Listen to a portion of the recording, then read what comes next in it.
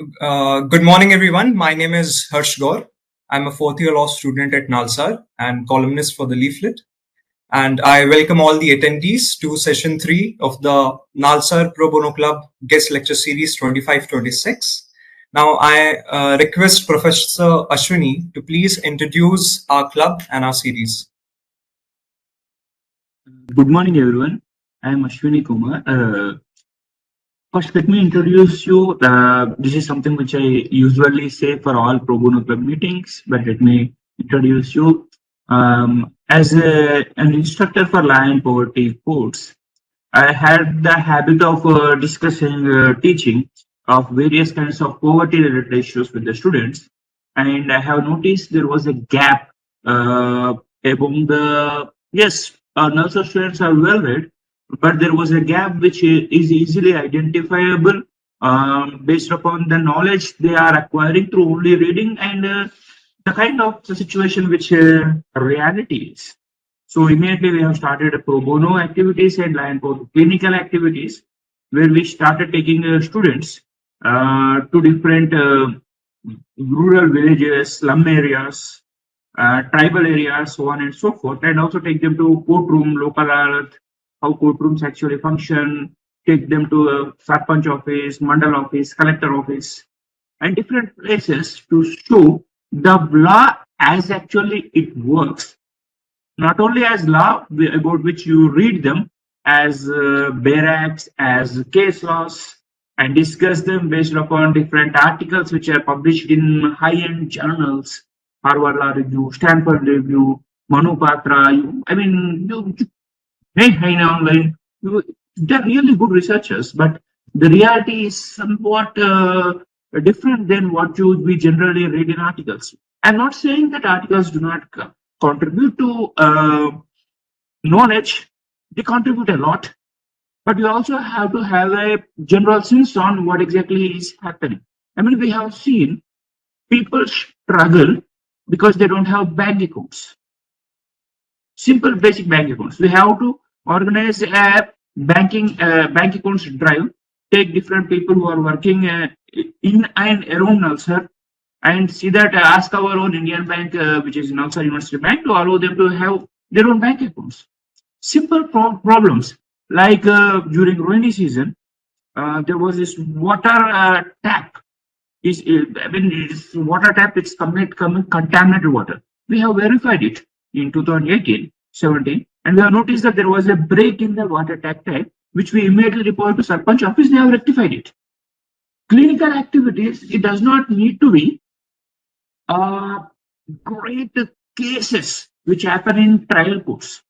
It can also happen by helping them in writing applications where you are seeking for some benefit, medical benefit, health benefit. Inform them, people, all the just a kind of a drive, awareness drive. Inform them all meeting the pregnant women and meeting the pregnant women along with workers, health workers, and inform them that yes, you need to take folic acid tablets, you need to take iron tablets, because usually folic acid and iron, especially anemic, India is suffering from iron deficiency. I mean, simple kind of an issues, and have a drive. Take a gynec doctor to schools, especially admit students, inform them on how menstrual hygiene and what is its significance, and have them contact. And we also have our own Anganwadi workers and hospital workers and gynec teacher, doctor. So it is like a 3 level. Go, and also our own girl students. Go and meet. If you are worried, have some troubles, expression, meet them, talk in different levels, in whichever level you are comfortable, and take away the old, not reasonable practices. Some of the old practices are good. Some of them are not so reasonable, not healthy, because advanced techniques are coming. Advanced medical innovations are coming. So just in all small activities. Yes, in legal aid we don't have our lawyers, but it's at the same time there are quite a few people who come for just second opinion to Nalsar. Second opinion. I mean, cases happen all the time. And as we all know, judiciary takes a lot of time. 1 year, 2 years. They are confused. They are not sure what is happening. They come to us. So they just tell us in the first meeting, they don't tell us they have even lawyers for it. They inform us. So this is the case. What should we do? Then we inform the process. How long it will take. Then we will take, I have a lawyer. It is running for 2 years. Is it, then they will inform us, is it okay? Then we have to check the documents and say that, okay, this is how it has happened and this is how it will happen in future. If you have any questions, you can go and meet lawyer in this manner. Some people come and ask us, sir, this is something which happened. Yes, my son has committed suicide because of a love failure. Can I file a case against his girlfriend? I'm very angry. She has cheated on him and he was broken on. He passed away. This actually happened in one of Nalsar workers. She met me. I told her we met the police, we got the data, I spoke with the criminal law teachers for second opinion, and then I had to meet them and say that no, the point is that after their breakup, she never called him. It was him who was calling her regularly. And she told her, don't call me. My parents have fixed me a marriage, and if you keep on calling me, it is going to cause troubles for me. He went to our house. The parents told, don't come.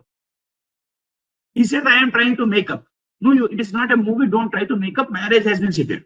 Afterwards, he was not able to cope up and he committed suicide. It was tragic. He was in need of some psychological counseling. It was tragic what happened. And she was also shifted to a better option when her parents said that you can marry other person. But the point is, there was no criminal intent which forced him to commit suicide. We have to sit down with her mother for quite a lot of time, tell her what lies, inform us how. I mean, it's not instigation. We have to prove instigation, and she simply stopped speaking for 3 months. There is no instigation on her part. There is no criminal case, and she was crying. Police have closed the case after inquiry, told them that it is not a case where we can arrest the girl because there is no instigation. It is simple, a bad breakup. Villagers, Sarpanch and people also say they scolded the family for dealing it badly with the boy. Yes, boy was innocent, but there was no instigation for suicide. The kind of cases we see in pro bono activities are we have to every time. I mean, let me tell you another interesting case which we have faced. There was this husband. She had a wife and she has one daughter. And afterwards, she was doctor told them that she cannot become pregnant again. So he went for second marriage because he wants a son. And he has arranged marriage for his first daughter and giving his property to his son only. Now it's a typical patriarchal mentality. But the point is that she came. I asked her, "What do you want? Is there any property?" No, there is no property. We only have one house. All of us are daily wage workers. I just want my right to be recognized, that even in my old age, that I have a share in the house. I'm not going to sell the house. Let your father's property, let its son enjoy. But I want lifetime staying in the house, right to stay. We have to inform her about our rights and do the process. I mean, of course, she is not interested in going to most of the pro bono cases. It does not need going to courts.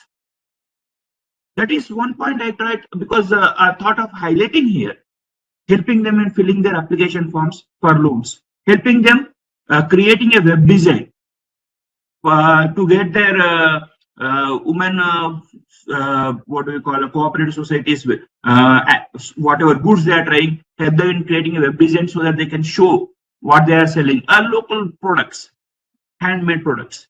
I mean, small things, and give them access to administration, if needed, access to justice by approaching DLSA. Because natural Nalsar we can't practice, obviously. So we take them to DLSA and have the paralegal volunteers and inform them and have their cases registered and do a follow-up so that the panel lawyers will be actually taking the cases. And because the Nalsar teachers are coming and asking regularly what is happening in the case, naturally panel lawyers are also taking a bit more interest. So what I want to say is that we have a space. I am not saying we are changing or transforming the society. We have a space where we can work. Yes, we give some activities to students, but most of the cases come to me and I try to resolve them at my level. So this is a small partial intro of what kind of activities we are doing. Recently, Telangana High Court also has recognized our activities and recognized our pro bono activities. Have, after a small training program, have issued identity cards to our clinic program students as student paralegal volunteers. This is the first time it has been mooted. It has, yes, we are also facing some issues, but as its time spreads on, I believe that this program will also become even more better and better, and it will be more helpful. So a small brief introduction of the kind of works we are doing. Thank you for listening to me. Thank you, Ashwini sir. Now, dear participants, the theme of today's session is for this, and it's my pleasure to introduce our guest today. So today our guest for this session is Mr. Apoorv Kurup, Senior Advocate designated by the Honorable Delhi High Court and currently serving as the Additional Advocate General for the state of Chhattisgarh before the Honorable Supreme Court of India. With nearly 2 decades of practice, he has appeared in landmark matters across Supreme Court, High Courts, and national tribunals. Mr. Kurup is also an accomplished arbitration practitioner and alumnus of NLIU Bhopal, where he graduated with a gold medal, and Harvard Law School, where he earned his master's in law. Mr. Kurup brings a rare blend of academic excellence and practical expertise to this field. Dear participants, I request you all to please remain muted during the session, and please use the chat box to type your questions. And in case any questions have been left unanswered, you all are welcome to email us with your questions, and we'll try to get them back with answers. Now, I request Apoorv sir to please address this session. Thank you.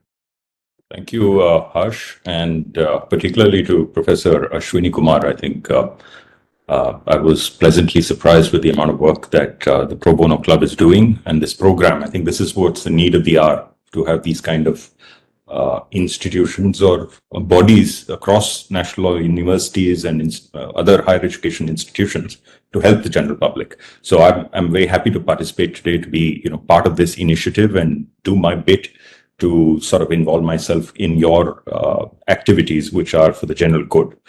So I thank the Pro Bono Club, the members of the Pro Bono Club, the organizers, and those who have joined in today on a Sunday morning to listen to this talk on mediation as a tool for access to justice.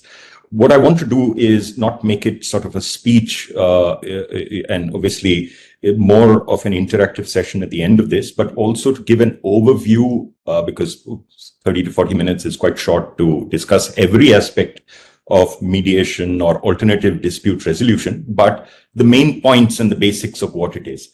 I don't speak today as a mediator, but equally importantly from the perspective of a litigator who has been part of successful and unsuccessful mediations. But as a litigator, I have great respect for the mediation and out-of-court settlement process, which I truly believe is the need of the hour in India, where we have significant caseloads. And as Professor Ashwini Kumar pointed out, our judicial system is overburdened. So how do we make this out-of-court settlement process, particularly after the introduction of the Mediation Act of 2023, a successful venture where we can reduce case loads and bring people a successful resolution timely and cost effectively? That is what actual justice is. The pro bono angle to this is, of course, that most mediators, that at least I know here in the Delhi High Court, who provide very commendable services, do this free of cost. They don't charge of anything, and they provide access to justice and fair resolution of disputes to hundreds of people on a daily basis. In what we have in the Delhi High Court, because I'm designated from the Delhi High Court as the Samadhan Center, which is one of the most famous centers in India for mediation and out-of-court settlements. I'll speak a bit about that later, but just to give an overview, those mediators are rendering human service pro bono. They don't charge for anything, and hundreds of cases are settled. Now, my talk today, because of obviously the time constraints also, is basically divided into 6 or 7 parts. First is, of course, a brief overview of mediation in India and the key judgments, 2 or 3 of them, which discuss mediation. Then what I'd like to do is sort of dive into a few key provisions of the Mediation Act. It's not possible to discuss each and every provision of the Act, nor would it be necessary, but a few key provisions of the new Act so that you are familiar. And I'm conscious that I'm speaking mainly with a student community. What I would like to then do is sort of highlight a few challenges with the current Act, and I'm hoping that it will be resolved in the weeks, months, or years to come. Then I will sort of give an overview of the institutional growth of mediation and out-of-court settlement in India, where I will obviously mention about Samadhan, which is our mediation center in the Delhi High Court. Then a very key topic is med-arb, or mediation arbitration, which is a dual concept where you have clauses in agreements where mediation and arbitration is a mandatory requirement in the contract, and it's a dual process that parties now follow. It's not very common, but it is becoming increasingly common. Then last would be an overview of other legislations in the world, and obviously we don't do a deep dive into that, but just an overview of what other countries are doing. And I'll conclude with a few thoughts of mine, because there's no point, I think, of only giving an overview of legislation and judgments and what the current situation and statistics is, without some takeaways of my own based on my personal experience. And hopefully that generates some debate and leads to something more that the Nalsar's Pro Bono Club can take forward. So let me just begin by pointing out that this year is the 75th year of the Supreme Court's establishment. And obviously there are a large number of events organized, and it's a landmark for our judicial system. But it's also a year for introspection and the heavy caseload that judges and the judicial system has to deal with. Just as a matter of numbers, I think almost 80,000 matters are pending in the Supreme Court, over 60 lakh at various high courts, and then several lakhs in the subordinate courts.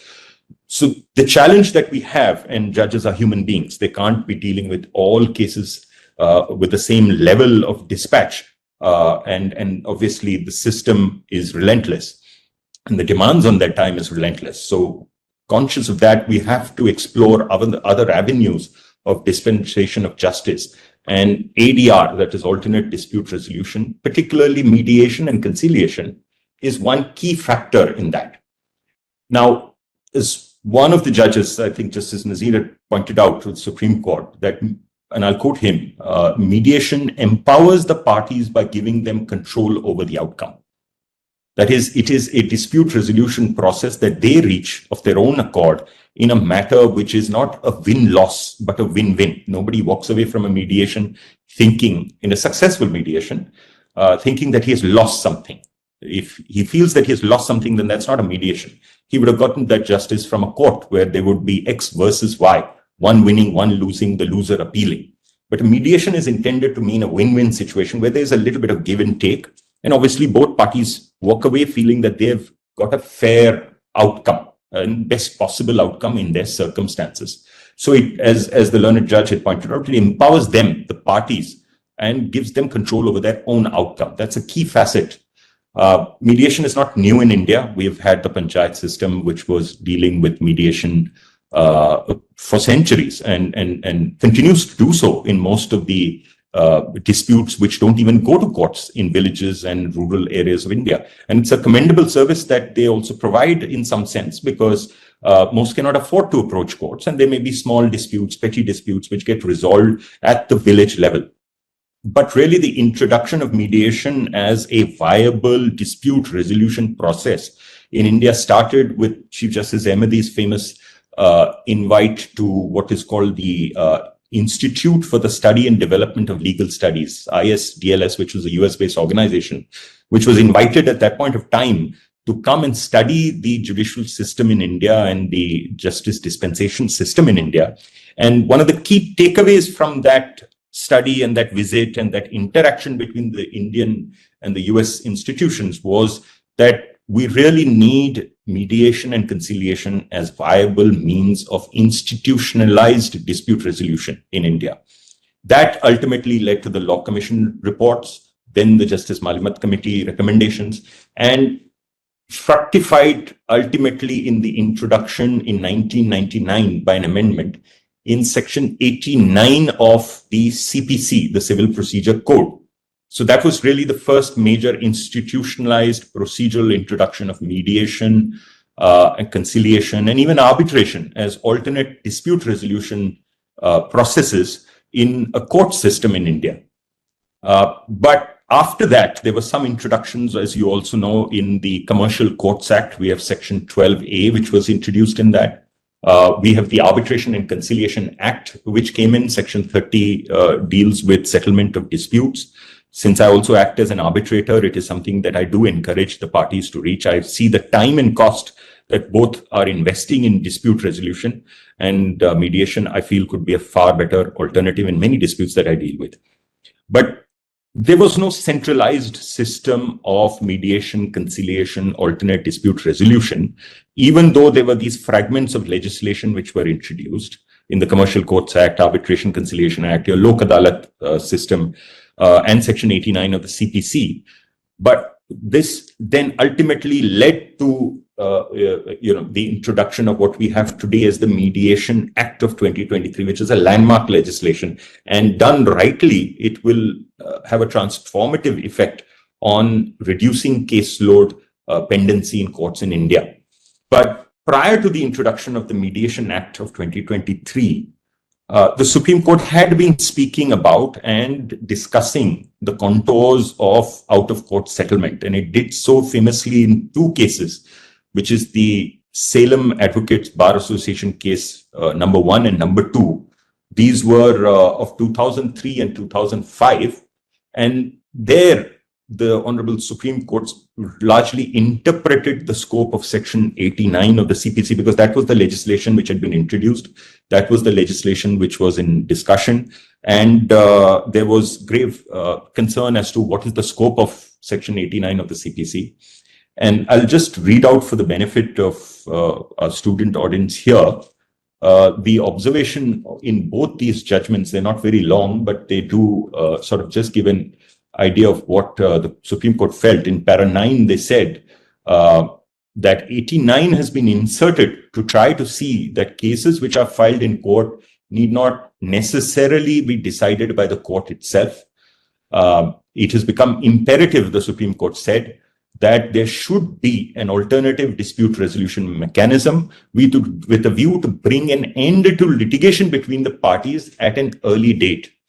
And that is the purpose contemplated by Section 89, which is not just mediation or conciliation. It also talks about arbitration and lok adalats as well. And parties really have a host of choices as to whether they want one or a combination of different mediums of alternate dispute resolution under Section 89.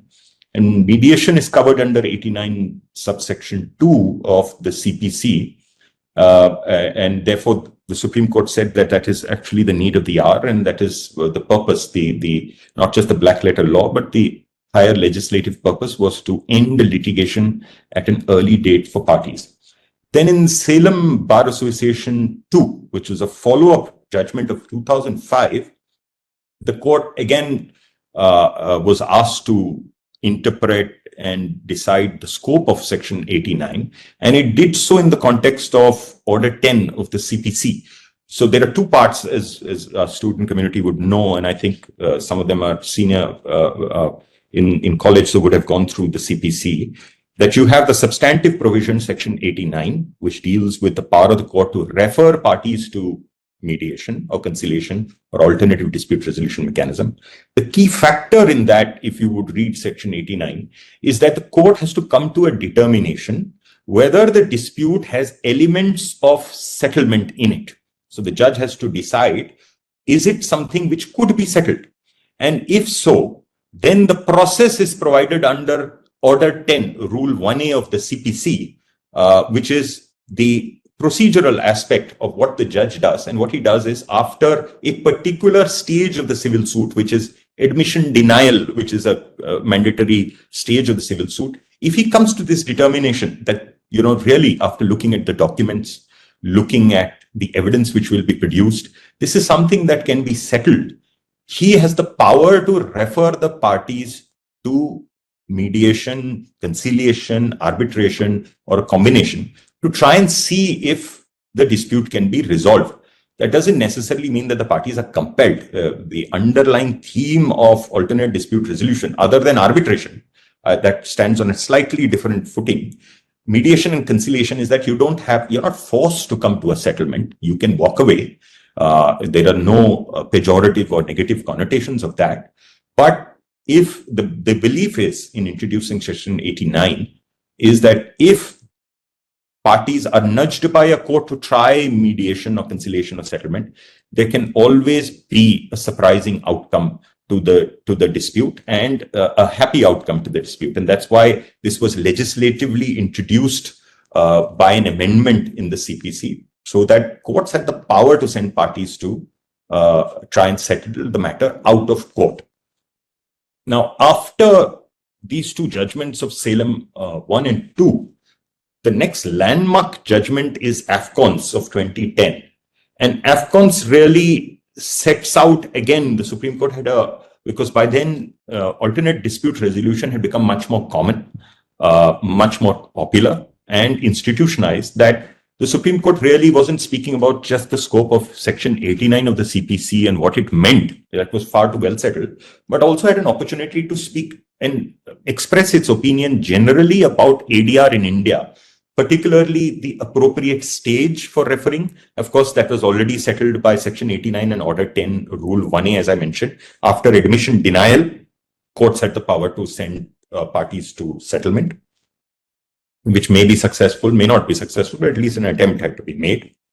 It also explained the different modes of ADR which were available under section 89. As I said, arbitration, conciliation, mediation, lok adalat, or combination of any of them. These were fairly well known, nothing new in that. But it also had the occasion to actually comment on the different types of disputes which could be settleable in the view of the Honorable Supreme Court, which had a great effect on the number of cases which would actually be sent for mediation. And just as as an example, and it's a pretty lengthy paragraph, but as an example, the Supreme Court made an attempt to identify certain categories of cases which could be settleable, and the judges should encourage a settlement. The broad categories were cases relating to trade, commerce, and contracts, cases arising from strained or soured relationships, particularly family disputes, custody disputes, child maintenance disputes, partition disputes. These are all, much of it is driven by ego also of parties which, with a trained mediator or with the help of oversight of the court, could actually come to a settlement. Then another set of cases which the Supreme Court thought could be sent to mediation or settlement out of court is disputes between neighbors, disputes between employers and employees, disputes among society members, associations and apartment owners associations. Tort cases were also thought to be, something that could be settled out of court. And equally importantly, consumer disputes cases. So the Supreme Court really identified 4 or 5 broad categories of cases, made an attempt to actually take out the time to identify 4 or 5 categories of cases in AFCONS, which it thought could be sent for mediation. And one would notice when one sees the latest Mediation Act, that broadly the inspiration for what kinds of disputes can be settleable under the Mediation Act comes from AFCONS. And although the Act does not specify the nature of disputes which can be settled. You can gather what can be settled by the fact that the Act specifies what cannot be sent for mediation. So there's an exclusion clause which I will come to. But the exclusion clause really leaves you a body of disputes which can be settled under the Act, which is very similar to what the Supreme Court had already thought of in 2010 in AFCONS. So the Act is really now institutionalizing what the Supreme Court had been saying in its judgments and orders over several years and decades. And it's really a positive step that it now brings out a statutory framework for doing that, a cohesive statutory framework, because like I said, there were different pieces of legislation where mediation, conciliation, arbitration were mentioned, but there was no cohesive legislation until now, as recently in 2023, to bring about a framework for dispute resolution, out-of-court settlement in India. Now, with that overview, I think it makes sense to sort of take all of you through some broad provisions of the Act, which are important, so that all of you are familiar with the Mediation Act, because this is going to be one of the major acts which is going to be applied in the years to come, and the government is going to make a big push for making this act a success. It is going to set up the Mediation Council of India, an entirely new statutory body, which will train mediators, certify mediators, set down guidelines for mediators. And if it's a success, it is going to be transformative. It is going to change the legal landscape. And we hope that it is a success. So in this, we can start with Section 2 of the Act, or rather, even before that, Section 3H of the Act, which defines mediation. And mediation is now statutorily defined as including a process, whether referred by the terms mediation, pre-litigation mediation, online mediation, community mediation, whatever you may call it. Even conciliation is part of the definition of mediation. So mediation and conciliation now sort of overlaps. And the essential part of this definition is that this settlement is done with the help of a third person, who is the mediator or umpire, who brings about a settlement between the parties. So it is not just the parties doing a settlement amongst themselves. That is technically not mediation, but it is with the help of a mediator. But that doesn't stop, obviously, the parties from coming an inter se settlement between them. But statutorily, that is not what is contemplated here. But there are provisions to say that parties can always settle amongst them also, even if they start the process under this Act. So 3H defines what mediation is, and now sort of captures the concept of mediation and includes conciliation in that, puts in the concept of an umpire or mediator who will come and settle the dispute between the parties. And it also obviously has to define to whom does this Act apply.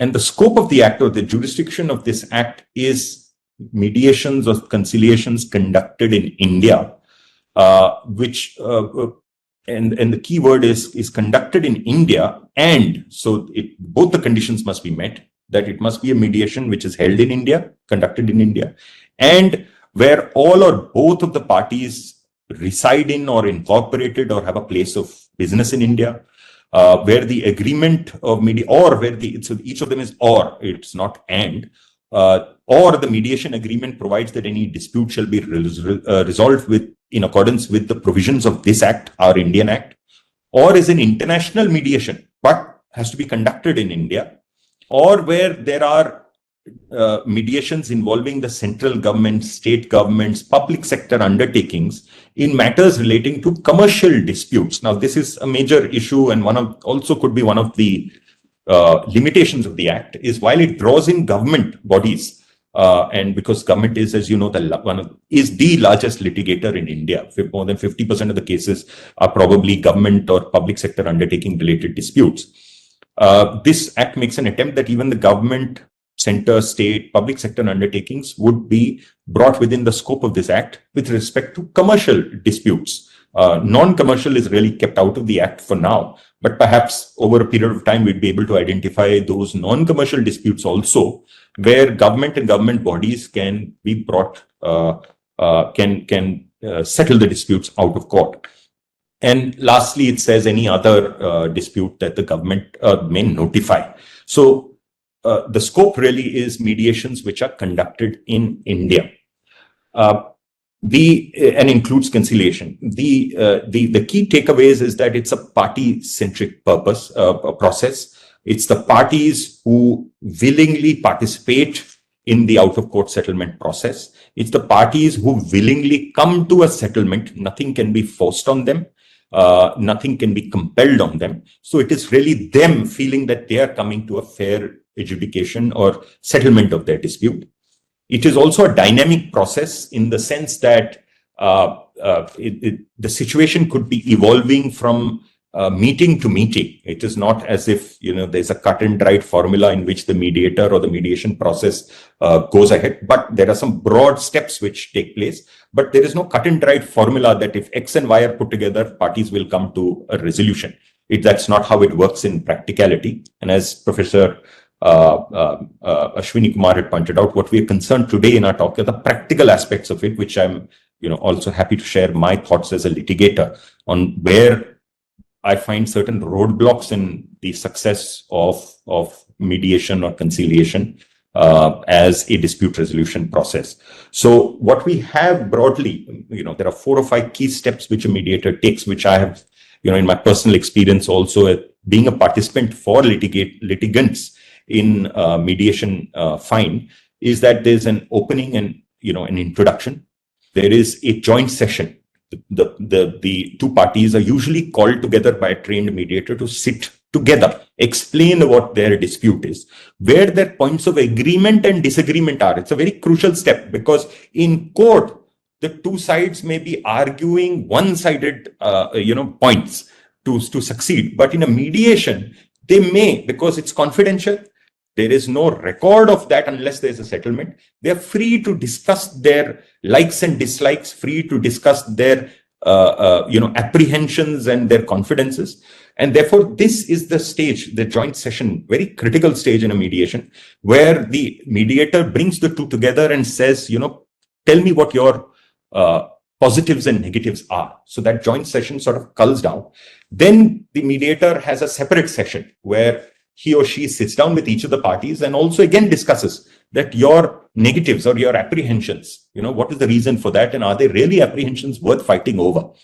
And then he brings them back again for a closing meeting or a settlement where he or she sort of irons out the differences between the parties to reach a settlement. Like I said initially, there is a give and take.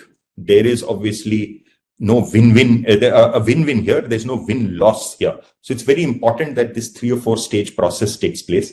The mediation training manual of the Supreme Court's mediation and conciliation project also sets out broadly the same process. So there is a well-settled process that mediators sort of now follow to try and bring the parties to a settlement. It's sort of virtually like a handbook on how to take mediation forward. And having participated for disputing parties in that mediation, I find in this number of mediations that I've participated in, that there is sort of a set process on how to bring the parties together, which is very different from a court, because in court, as some of you may have experienced in your internships, there's a lot of squabbling between the counsels, between the parties, and really, the parties may not even make an attempt to understand each other's point of view. That is sort of taken away in a cool, calm environment. Of course, it can get heated also, but in a cool, calm environment with a trained mediator. Now, therefore, 2 key things that all authors sort of agree on in a successful mediation is the parties should be willing to mediate. The mediator should be skilled to bring the parties to a settlement, a trained mediator. But I wanted to add a 3rd layer to it based on my experience. And since this is a talk on the practicalities of the topics that you are hosting in these sessions, I think the 3rd most important part of successful mediation are the lawyers. And I say this against my own community in a sense, that we lawyers hold the trump card on whether the mediation would be successful or not. Because what I often find is that if the lawyers are not really invested in the mediation process, they are not really interested in a mediation outcome, and they want to take the dispute back to court, there is little chance of success of a mediation, no matter what mediation act we may make, what kind of mediation council we may set up. All that would really fail if the lawyers are not invested or don't see the value of an out-of-court settlement or a mediation or a conciliation. And that's also because a vast majority of clients that we deal with, and to be quite honest, are really dependent on the lawyer's view of the merits or demerits of their case. There are obviously clients who are very, very knowledgeable about their dispute. They are quite independent thinkers and may say that, no, we want to settle the matter or we do not want to settle the matter. But a vast majority of the clients really look to their lawyer. Should I settle? Do you think it's a settleable dispute? Am I giving away the ship? Or do you think I should walk away? And it's really the lawyer at that point of time who holds the cards. If he convinces the client that settlement is a good process forward, then there is every chance of success. And both lawyers on both sides must be part of that process. So really, the third important factor are the lawyers who can make or break the settlement process and can convince the client that even giving away some points, for instance, in a family dispute, giving away some part of the property to gain something else is not really a loss. It is a win in the larger scheme of things. The second nuanced point I want to just bring out is, even amongst the well-accepted principle that the mediator needs to be skilled, of course he or she needs to be skilled. But the next important point for a successful mediation is choosing the right mediator. And really, nobody can, just as lawyers can't be experts in every field, a mediator cannot be an expert mediator in every subject matter of dispute. A mediator who is well trained to bring family disputes to a settlement may not be the best choice in a shareholder dispute, and vice versa. So really, the choice of the mediator also makes a great difference. And of course, identifying whether the dispute is settleable at all, just like I mentioned about Section 89, where the judge has to assess whether there is a dispute resolution possible. Now, it is equally important for the lawyers to come to that assessment at the beginning of a case. Is this a case worth taking to trial or taking, right up till the Supreme Court, or is it a case that can actually be resolved cost effectively and securing his or her best interests of his or her client? So choosing the mediator and getting the lawyers invested in seeing the positives or the worthwhile nature of a mediation or conciliation process are two critical parts, I feel, either make or break a litigation, mediation or an out-of-court settlement process, no matter what act or legislation we may make. And I think it is working to a great extent, because the latest statistics which I have is that almost for 24-25, the National Legal Services Authority says almost 1 lakh cases were decided by mediation or conciliation in the last year, another 1 lakh in the year before that, and another 1 lakh in the year prior to that in 22-23 also. So almost 1 lakh cases, although of course it's a tiny drop when it comes to the vast number of cases that courts are dealing with. But any progress in that, any attempt, even if 1 lakh cases are getting decided by mediation in, for instance, the Supreme Court or any constitutional court itself, is a big step forward. And it's 1 lakh cases less that the courts have to deal with.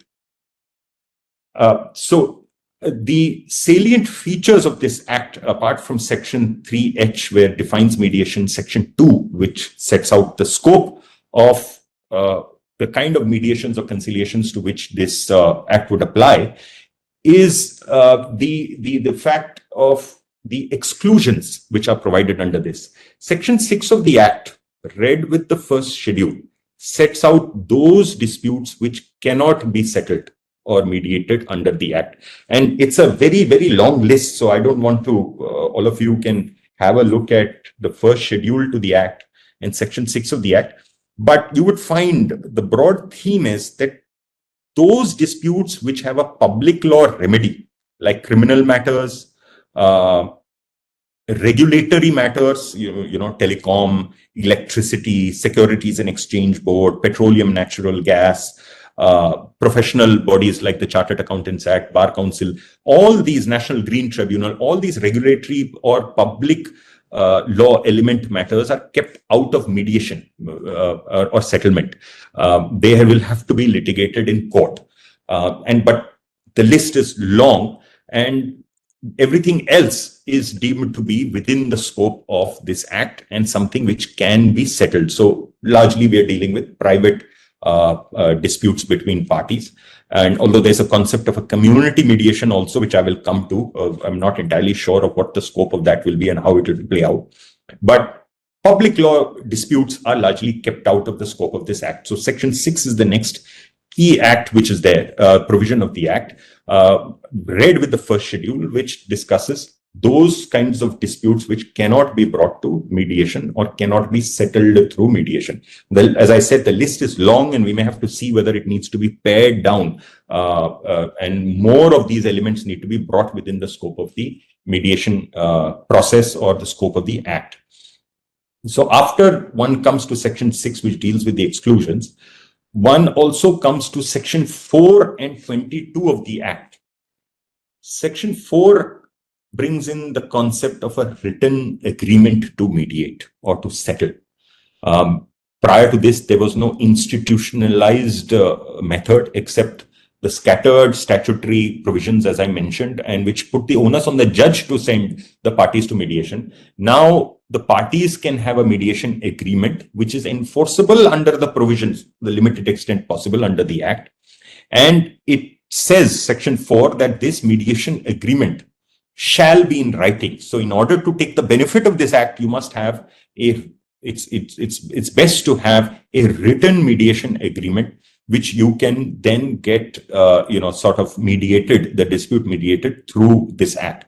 And this mediation agreement need not be an agreement itself. It can be a clause in a contract also where the parties agree to mediate their disputes. But what it demonstrates is equal opportunity in the sense that everybody gets the opportunity to now write and agree amongst themselves that they will mediate the dispute. So this written agreement is, sort of institutionalizes further the mediation process by requiring the parties to have something in writing.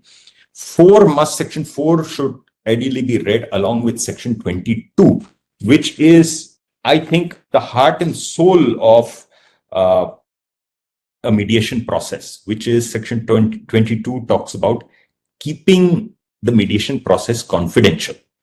It says that all matters relating to mediation would be kept confidential, including any acknowledgements, opinions, suggestions, promises, proposals, apologies, and admissions made during the mediation, any acceptance of or willingness to accept proposals made or exchanged, any documents prepared solely for the conduct of mediation, or any other mediation communication. So really, this is the heart and soul of any successful mediation, because as I mentioned, if the parties don't have the freedom to discuss everything and anything under the sun pertaining to their dispute in confidence, and knowing that this will not be taken against them if the matter does not get settled, then there is no chance of, or no reasonable hope of a successful mediation, because both sides would then be very guarded. And I think there I'd like to add is my experience shows that, again, the lawyers really play the critical part, because the nature of information that can be exchanged or should be exchanged in a free-flowing debate in a mediation, a confidential mediation, really depends on the lawyers egging on their clients to be free and forthcoming, knowing that that process will not be used against them. Because wherever the lawyers step out and leave it to the parties to attend the mediation proceedings themselves, one often finds that the parties are hesitant. Should I say something? Should I not say something? Can I disclose this document? Can I not disclose this document? And both the sides would be struggling in that. So really, it is the lawyers which again play a very crucial role here to step in and try and guide the parties on what can or cannot be done within the scope of a mediation, and giving them the confidence that it is after all a confidential process, and they shouldn't have the apprehension that things will be used against them if they make a genuine attempt to come to a settlement. The caveat obviously is that under this act, and I'll point out the provision, once the parties come to a mediated settlement agreement, then that agreement can be read against them in a court, because then it is in writing. It is, it's a document that both had agreed to, and one party, if it tries to resile from that, that would be something unfair and something beyond the scope of what the parties had agreed to. So the process is confidential, and that is what is key under Section 22, so that the parties can have a free and fair exchange of their concerns, their ideas, their apprehensions to try and reach a settlement. It creates a safe haven for dialogue. Now, Section 5. So I'm just highlighting the broad, sections which are key here. Section 5 then talks about the pre-litigation mediation, and Section 5 really gets read with Section 13. Both of them go hand in hand, because Section 13 talks about the territorial jurisdiction. Section 5 talks about pre-litigation mediation, that a party may, it says, the parties before filing any suit or proceeding of civil or commercial nature in any court may voluntarily and with mutual consent take steps to settle through pre-litigation mediation. So it's not a compulsion, and nothing can be compulsion here, but it again institutionalizes and reinforces that even before litigation, you still have the chance to settle this dispute amongst yourself. So it recognizes that in Section 5. And in Section 13, it says, where should this mediation take place? It should take place there where the court would have territorial jurisdiction, so that the parties don't come to a settlement. They can take that dispute to the territorial court, which has jurisdiction over that dispute. So again, another attempt by Parliament to try and reinforce that that you don't have to go for litigation. You have the option of trying to settle that dispute pre-litigation. Of course, it's not a new concept in the sense that it's not unheard of, but it has now been institutionalized by Parliament by putting it in a provision. What Parliament has done simultaneously is also put a time limit for a mediation under this Act, under Section 18, because you can't have mediation which is endless, because most of you will become practitioners of law. An important concept is limitation. Once the cause of action arises, our Civil Procedure Code or various statutes require you to approach the court within a certain period of time. Now, if all the time is used up or more time than that is used up in mediation, one of the parties may settle. So therefore, what the Act does is it brings about a time limit and says that a mediation process should be completed within 120 days, extendable by another 60 days, so a total of about 180 days. That's the time process, which is good because it brings the parties to a point where they will set up meetings and negotiations in a timely basis. Otherwise, many times what I find as from a practical perspective is the first meeting is done with great enthusiasm that we'll try and settle it. By the second meeting, the enthusiasm starts declining. By the third meeting, parties say we will meet again to try and then there is a lull for 1 or 2 months, by which time the parties have forgotten the other party's perspective, what his stand was, what was he willing to settle on. All that is forgotten. The mediator may have forgotten it, although mediator may keep a note, but largely the parties now have to restart again after 2 or 3 months. So what the benefit of this timeline is that the parties are also put on a timeline that you must come to a conclusion within a certain period of time. And if you can't, then best of luck in court. And 18 then immediately is followed by Section 19, which says that the settlement which the parties reach will be in a mediated settlement agreement. That settlement agreement will be in writing. It will be signed by the parties and authenticated by the mediator. So there's a requirement of authentication by the mediator, signature, and be in writing. And you can also get it registered under the competent authority if you choose to, but it appears to me that that is not a mandatory requirement at this stage. The word is may, so unless the courts interpret it as shall, that's one more advantage that one may have, is to have it registered. But once the mediated settlement agreement under the Act is reached, then it is final and binding between the parties. And here is the crucial development in the law. Under Section 19, and this is a very important provision and really, is a laudable provision, is to be read with Section 27, which says that the mediation agreement will be final and binding, and the mediated settlement agreement shall be enforced in accordance with the provisions of the CPC, in the same manner as if it were a judgment or decree passed by a court. So earlier, what would happen is if the parties reached a settlement, they would have to go back to the judge.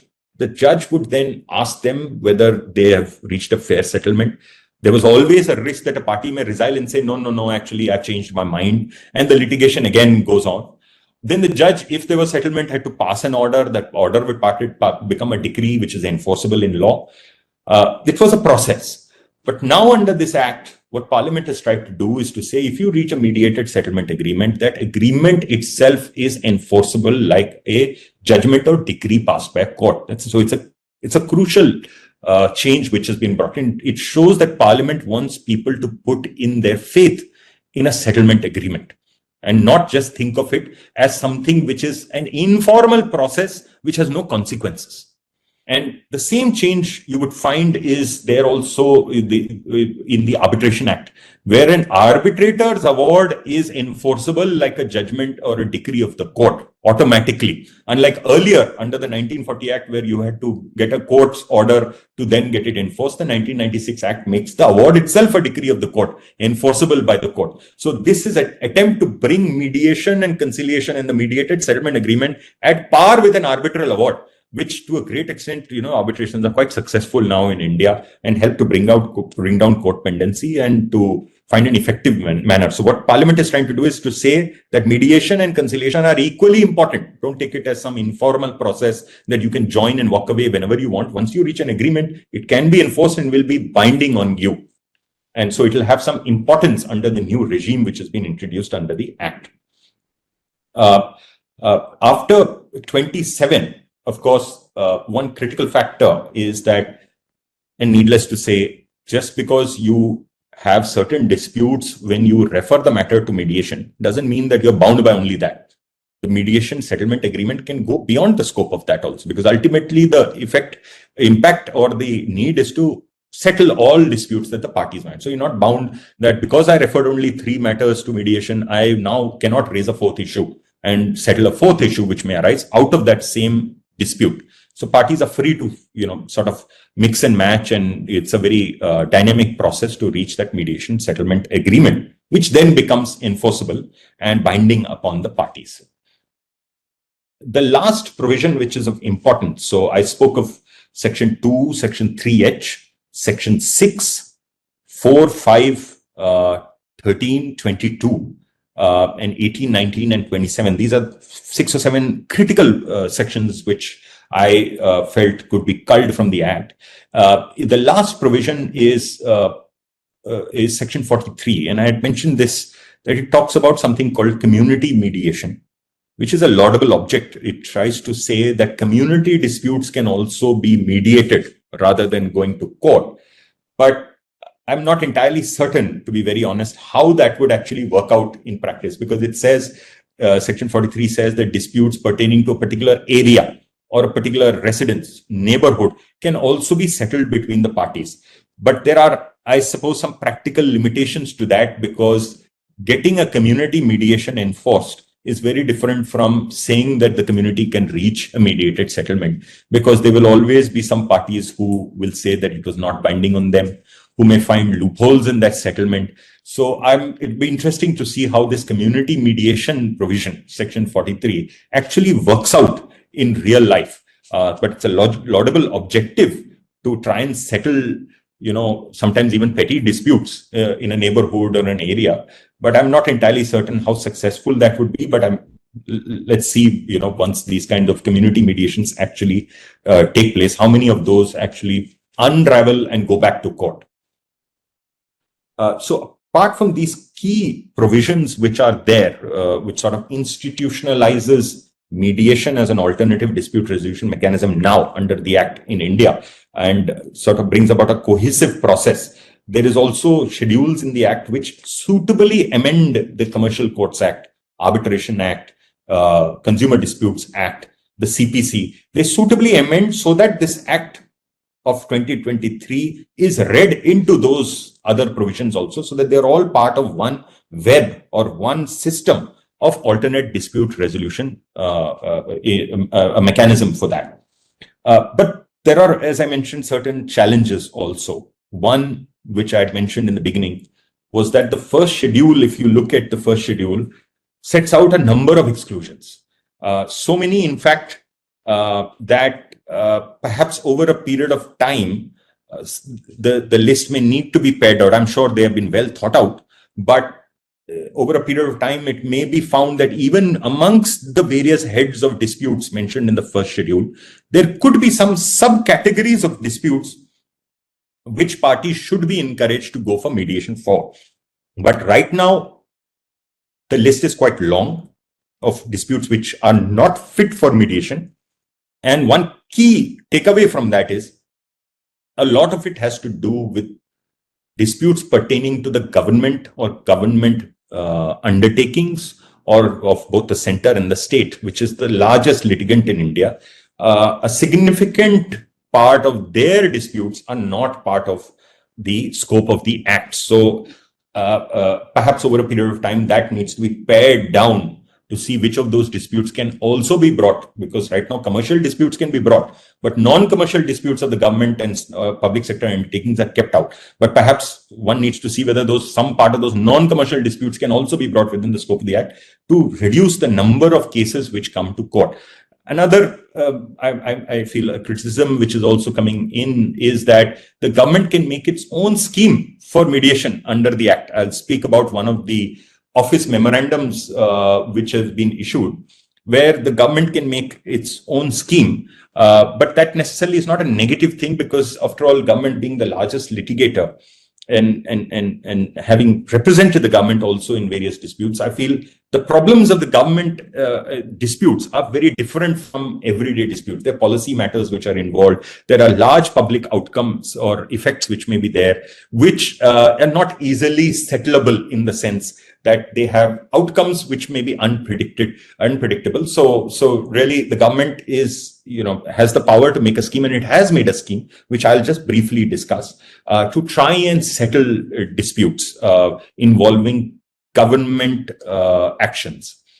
So apart from the challenge of a wide exclusion clause, which I'm hoping over a period of time would be narrowed down, there is also the limitation that, as I mentioned in section 2, in order for this act to apply, the mediation must happen in India.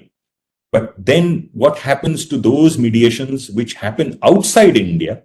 Because a large number of disputes involving Indians and Indian entities happen outside of India also, but which the parties would like to enforce in India. That is currently, in my view, not within the scope of the act.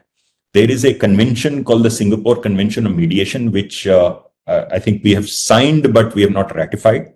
And therefore, there are some countries which are trying to bring those cross-border mediations within the scope of their domestic legislation. Our legislation right now, section 2, doesn't seem to include those, because it puts a condition that the mediation must happen in India. So over a period of time, maybe those kind of disputes would also need to be brought in, because with cross-border trade, with Indians living in India, a large diaspora, there'll be a lot of disputes where the settlement may not happen in India. It may happen abroad, but needs to be enforced in India.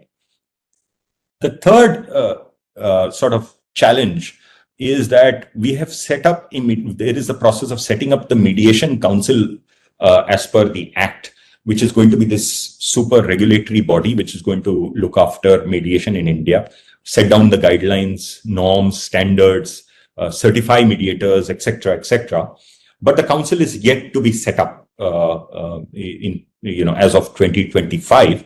And really, until the council is set up and sets down the parameters for mediation and the standards and certifications required, we are, acting in this gray area where we don't have any statutory standards in force for mediators to operate in, any statutory certifications which are there. But more or less, we have this guide, which is of the famous Justice M.J. Rao committee, which sort of lays down who can be mediators, retired judges, practitioners with 15 years or more of experience, professionals in different fields with 15 or more years of experience. So there are broad guidelines on who can be mediators, but really the granular details of what kind of certification or training should a mediator have, what kind of continuous education and upgrading of their skill set a mediator should have, what standards would the mediator follow, what would happen if a mediator does not follow those standards and violates, for instance, the confidentiality clause. All those specific parameters are yet to come. And with the act already, 2 years old, the mediation council would need to be quickly set up so that, and its first task would need to be to set up these standards. Otherwise, we are sort of operating in a gray area, a dynamic area where mediators also may not, have standards to follow and may not be accountable for anything. Although I must caveat that, they're doing a very good job. And as I said, many of them are doing it pro bono. So, but still, if they're dealing with clients, dealing with disputes, dealing with settlements which are binding now as per the act, those standards need to come in sooner rather than later. The fourth challenge, obviously, is acceptance of mediation. Many of the litigants would not know that an act like this has come into force. Many of the litigants would not know what the benefits of this act is.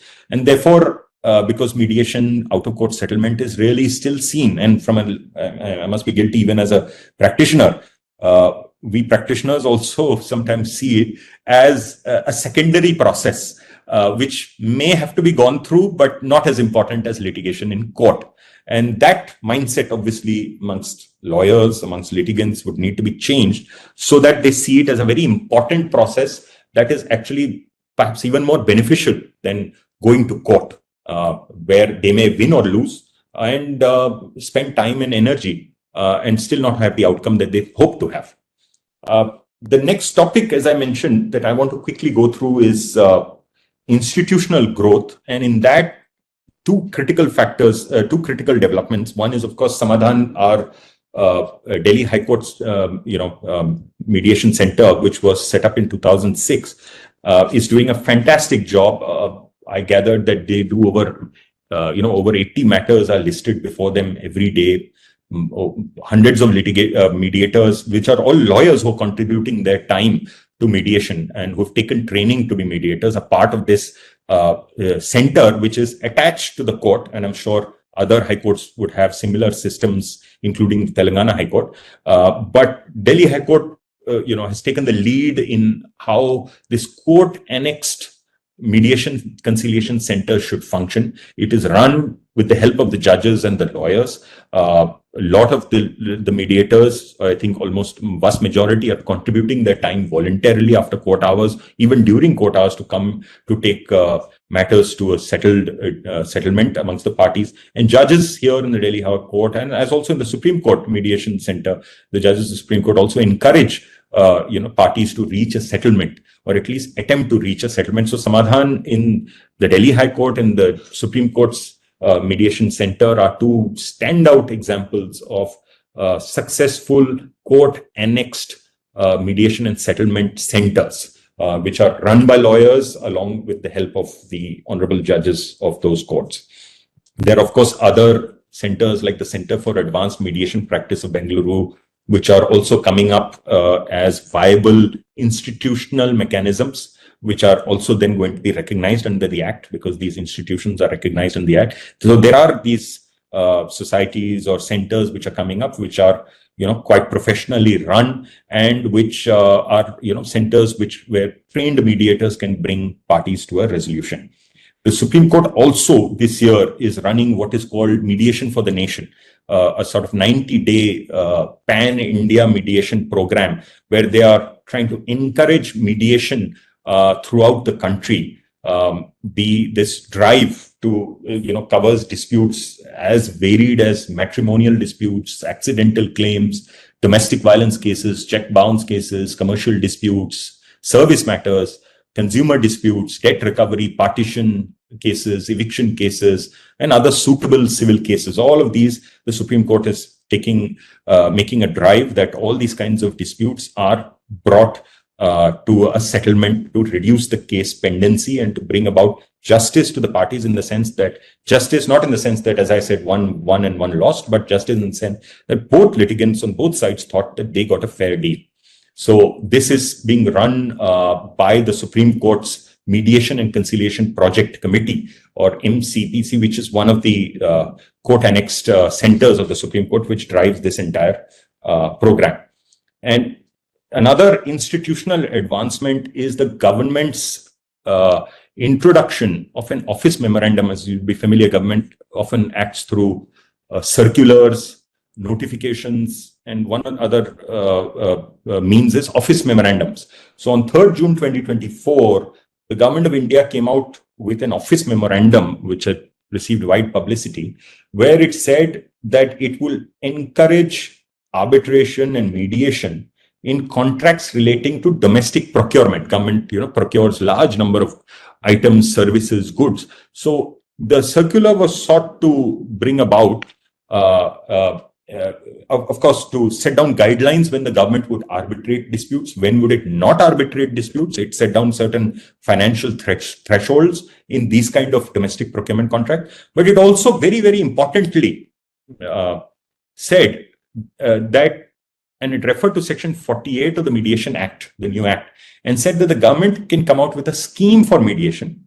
And this is one of those schemes that we are coming out with, where we are trying to encourage that even the government entities, public sector undertakings, should try to mediate and resolve their disputes through mediation. And for this purpose, I will just read out.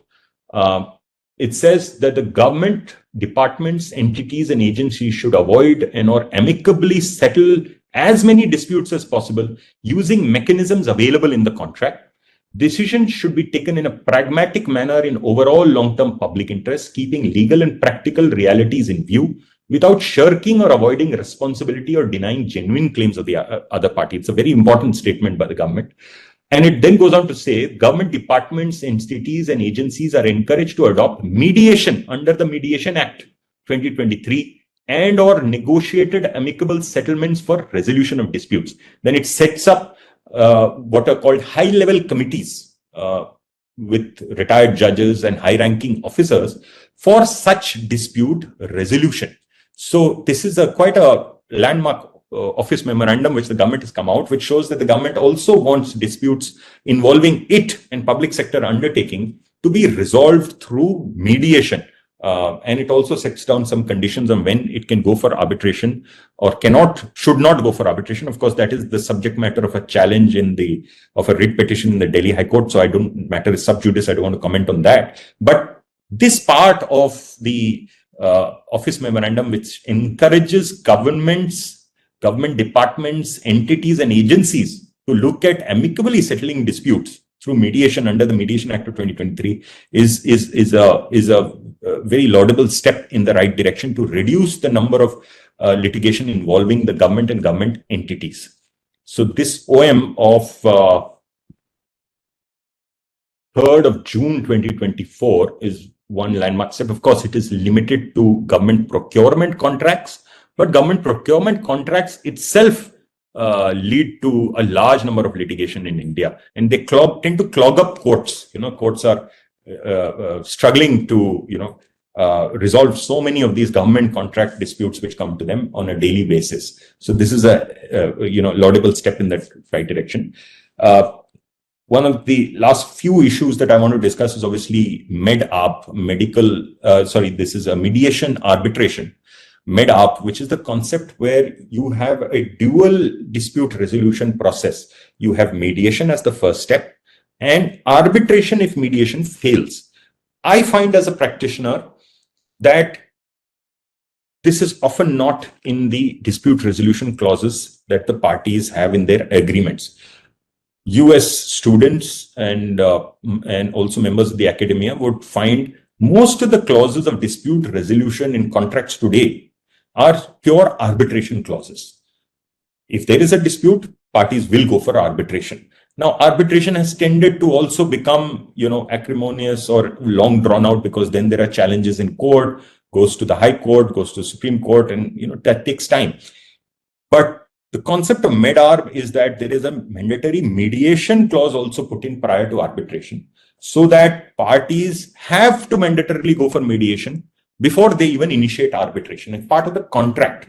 And this is quite common in countries other than India, in developed, mature commercial markets, and is increasingly becoming popular in India also, and being included as part of the clauses. But I am still often finding that in contracts which I litigate, that there's just a pure arbitration clause which is there, which leaves parties, they have no incentive to settle their dispute, because when they look at the contract, they say that if there's a dispute, we'll go for arbitration, and they both go for arbitration. Whereas if there's a mediation clause in this med-ar process, at least the lawyers on both sides can encourage them to come to a settlement even before going to arbitration. Although arbitration is also out of court, but this mediation is a step even prior to that. So med-ar, brings in efficiency.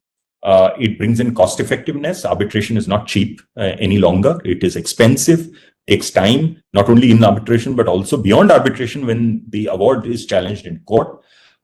It helps preserve relationships, as many authors agree, which is that, parties may not have an acrimonious dispute resolution process. Arbitrations tend to become acrimonious because they are very much an adjudicatory process. There is a win-loss. There is somebody who walks away feeling that justice was not done. There's another who walks away feeling that he won. So this again helps preserve their relationship, so that, because many of these med-ar clauses are in commercial contracts, and parties really want to do business with each other. They don't really want to get into litigation with each other, whether in court or outside court. And therefore, if they have successfully mediated their dispute, that's one case less in court, whether through arbitration or through a suit filed in court. And it is also a situation where the parties can get on with their commercial relationship, which is more important to them.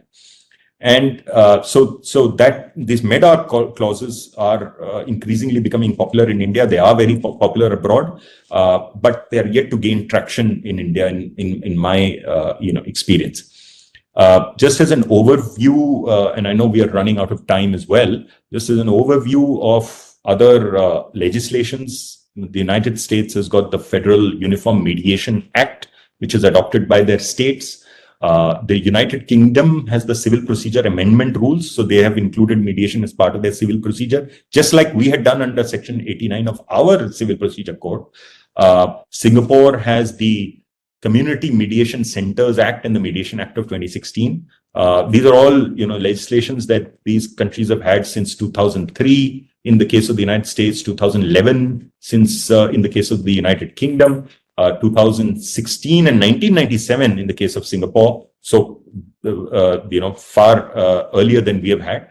And very interestingly, in Australia, there is the Civil Dispute Resolution Act of 2011, which requires parties, as part of the statute, to make attempts to reach a settlement, and they must file what is called a genuine step statement before they go to court, of course, subject to certain limitations and conditions under the Act and certain, situations.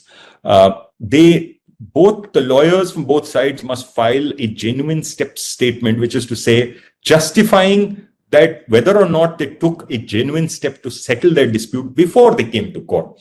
So Section 6 of that Act requires the parties to file a genuine step statement. This is something that we don't have under our provisions currently, and maybe this is the next, institutionalized mechanism that we would like to introduce.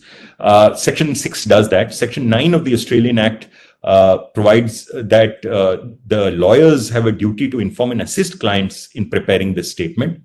And Section 12 says that non-compliance of this may invite costs from the court. So it incentivizes the parties to actually take this step seriously, to try that they must make a serious attempt, and they must tell the court that they have made a serious attempt before they come, because the court should really be seen as the last resort in dispute resolution. So this is the broad overview. I just want to conclude with 2 or 3 thoughts of mine, because this is, after all, a discussion on practical aspects of life in courts and the judicial or the justice dispensation system in India. And 2 or 3 takeaways is, one, of course, I want to re-emphasize that lawyers play a very important role in the success of a mediation or out-of-court settlement. We are guilty sometimes of cajoling clients out of settlement and back into court. And that, of course, gives the impression to the clients that mediation is just a formality or is not a serious process that needs to be undertaken. So lawyers play that critical role, and they should really be the ones who should encourage mediation between parties. The other problem I find is that because litigation really, and still on an average, is not as expensive in India, in the sense that, of course, you have lawyers of all levels, from all fee brackets, but the courts rarely, and of course they do on many occasions, but they rarely impose costs for losing a court case. And therefore, what happens is that parties often take chances. They feel that, why should I settle when I can give it a shot in court and I may actually win? And even the weakest of cases, I find, are sometimes taken to court, and thereby burdening the courts and the judges and the judicial system over disputes which could have been resolved out of court.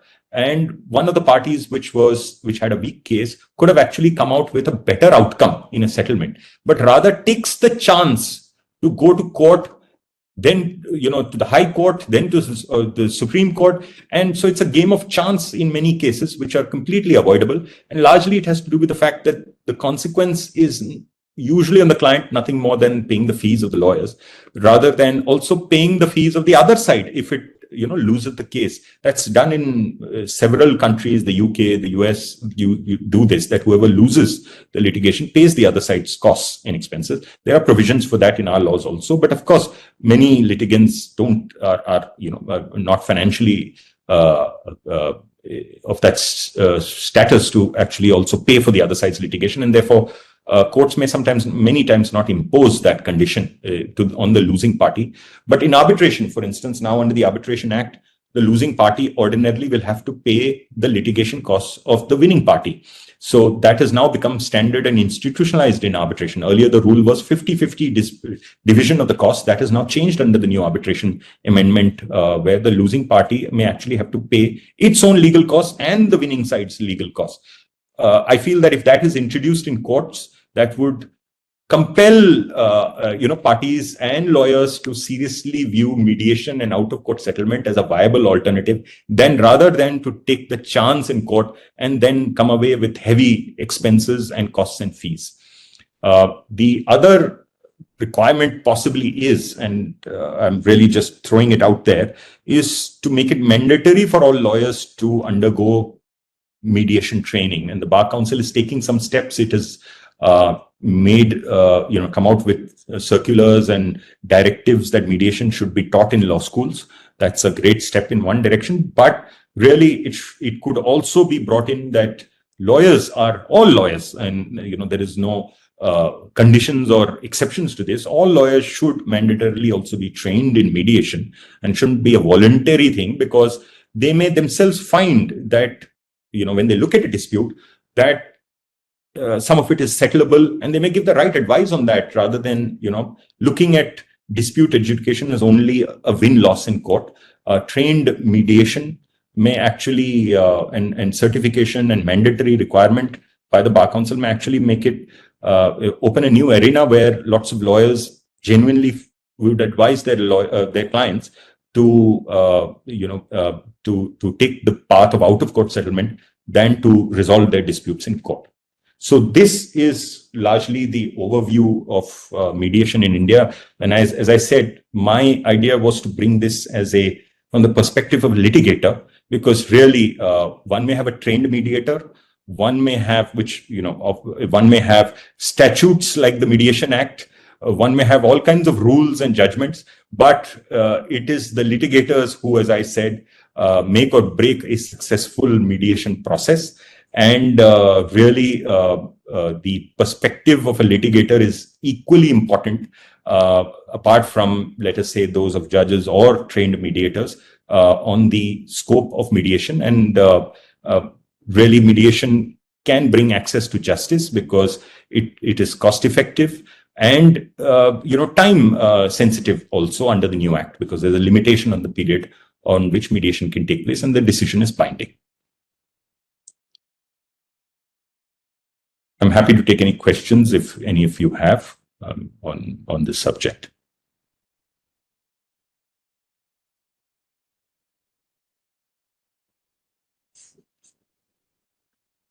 Yeah, I find a question which says, what are the, this is from Mr. Alok Kumar, who says, as a final year law student, what are the opportunities in mediation? Is it after practicing litigation and then do mediation? I think what I understand Alok's question is that is mediation a viable opportunity as a practitioner or a practicing lawyer? I think both litigation and mediation can be done simultaneously. It is not an either or. There is no, I don't think there should be a path. I think it's very important that mediators are litigators as well, because that brings in a completely new perspective, a practical dimension to mediations. Because if the mediator is also a litigator in court, he or she can understand the perspective of the parties. He or she can understand the chances of a mediation. He or she can understand what are the practical realities of the dispute at hand. So I think it's very important that someone who's taking mediation as a serious career opportunity also takes litigation. Sort of both of them go hand in hand. I hope that answers the question. The next question is from Anirudh Gupta, and he says, what do you think about the time cap mentioned in Mediation Act? While working in civil court, I find that judges allow for delay without imposing cost for asking for reasons. I think, as I mentioned, the time limit put under the Mediation Act of 120 plus 60 days is very necessary. It would actually drive mediators also to bring about a timely resolution. Currently, what I find is that mediators are also overburdened. They have a large number of disputes to settle.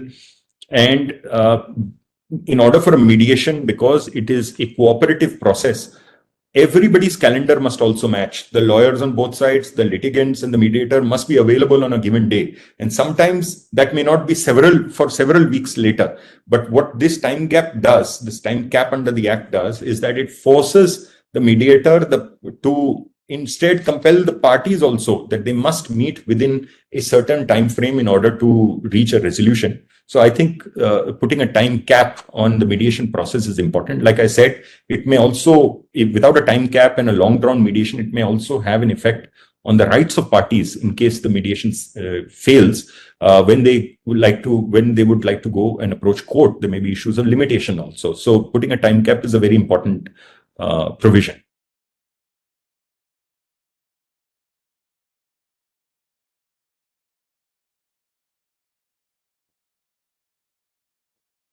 Okay, so I think we have one question from Sandeep.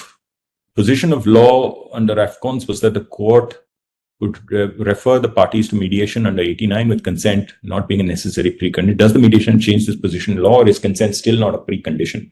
Consent is still a precondition in the sense, like I said, under the Act, there is the concept of a written agreement. So obviously an agreement can't be forced upon a party. If it is forced upon a party, it is not a valid agreement. It has to be an agreement in terms of the Contract Act. And therefore, the underlying theme of the Act still is that parties cannot be forced to mediation. They can agree to go to mediation. But once they go through the process and they reach a settlement, the court says now you'll be, the statute says that now you'll be bound by it. But really under Section 89, also, it was not a compulsion that they have to mediate. But courts would nudge parties to try mediation and settlement, at least make an earnest attempt at it. And even under the Act, really parties can't be forced, but they can choose to agree to go to mediation, which means by definition that it is with their consent. Nobody's forced to do so. Subhasini says, why the ADR and FDR one is not recognized, the PGDC course. I don't really know. I think that is for the Bar Council to really take that up as to which courses. I agree with you. I mean, mediation courses, ADR courses should be recognized. And like I said, I would go one step further and say that it should even be mandatory for practicing lawyers to be trained in mediation and conciliation so that they can effectively help settle disputes out of court. So perhaps that should be part of the condition of a bar license. There are several questions, I think, which are coming. I'd request if Harsh could guide me which of them I should answer, because there are a number of them which are there. So I think we are, since running against the time. Yeah. So I think we may also even this question, entertain these questions later, if not now, Sure. if it's fine with you. Absolutely. Absolutely. Right, sir. So I think, sir, now on concluding note, if Professor Ashwini, sir, if you would like to put a vote of thanks.